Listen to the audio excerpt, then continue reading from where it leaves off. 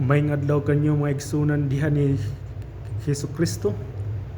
Mag-uban na usab kita sa hamubong higayon. Kini si Brother Julius CFD.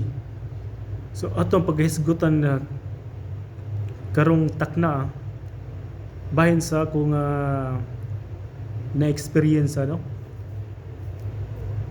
ako'y nakaila diha sa social media kay ako member man ko sa CFD Cebu sa FB page. May usa nga ni comment dito, present gina siya si comment nga kaning mga Katoliko grabe kayo musimbag mga larawan linilok, ila kinang gisip mga Diyos kung di gyud mo mungundang ana ang katalagman atong hiaguman diri sa Pilipinas, di gyud ni mawagtang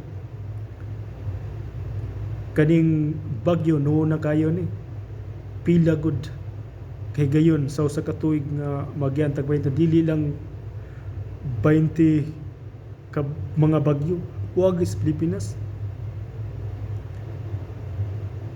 usahay maglinog,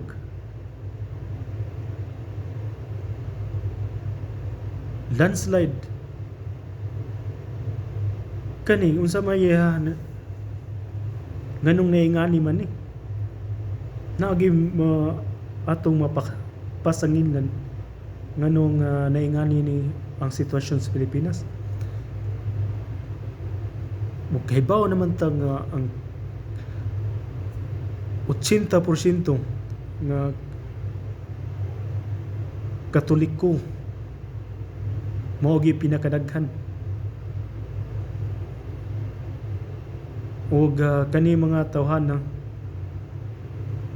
mo'y nagsimbaw mga Diyos. So klaro kayo sila gyud ang hinungdan nganong daghang katalagman ng atong nahiguman karon. So akong replyan manako, Brad, nganong mi-accusar man ka sa mga Katoliko nga nagsimbag mga Diyos. So sulti kuno ko kinsa mang mga pari kung nasa kadagkuhan sa simbahan ug bisan gani ang mga CFD nga kanang mga larawan diha sa simbahan among giisip nga Dios ug may tubag siya nga, Brad, kung nakahibaw ka ba sa una sa mga napo kasugo ang Ginoo nagbadlong gyud nato iya ginang balaod nga di gyud ta pahimon og mga larawan kay ug mukulit ini kay ang Ginoo abubuan nya kani mga Katoliko klaro na kayo wa makatuman sa unang sugo nga ayaw ko mo paghimog mga larawan nya karon kamo daghan man kay mga larawan yung gihimo halos tibok Pilipinas kada lungsod nay mga simbahan na sa daghang mga larawan. O mao ni hinungdan nga grabe ang katalagman nya ako sa gipungatan na, Brad, kanang yung pag-akusar, Brad, dili na maayo, Brad. Ug mingon ka nga ang Katoliko hinungdan nganong grabe ang katalagman, wa di ka masayod nga ang Pilipinas prone man kayo sa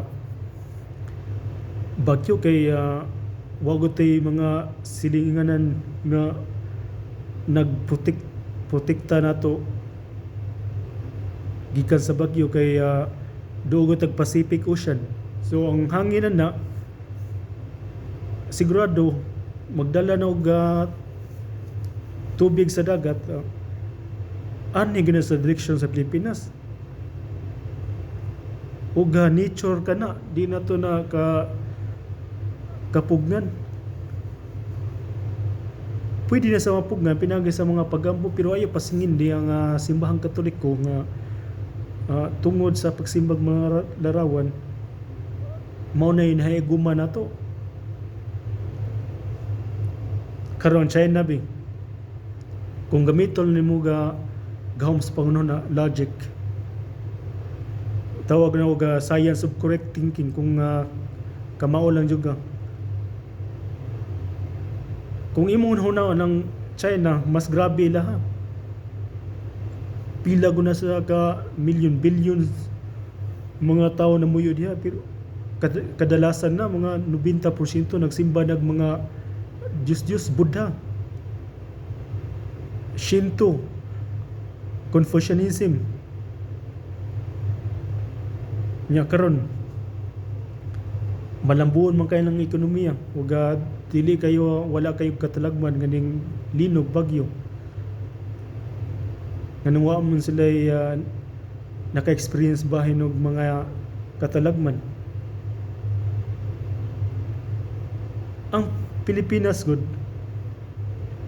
nasayod ta nga kaning linog tungod ni sa daghang tagbulkan sa atuwa. So syempre na gini mga na expected lang gina nga linugon ta, kay naganay gitawag og tawag crater katang kanang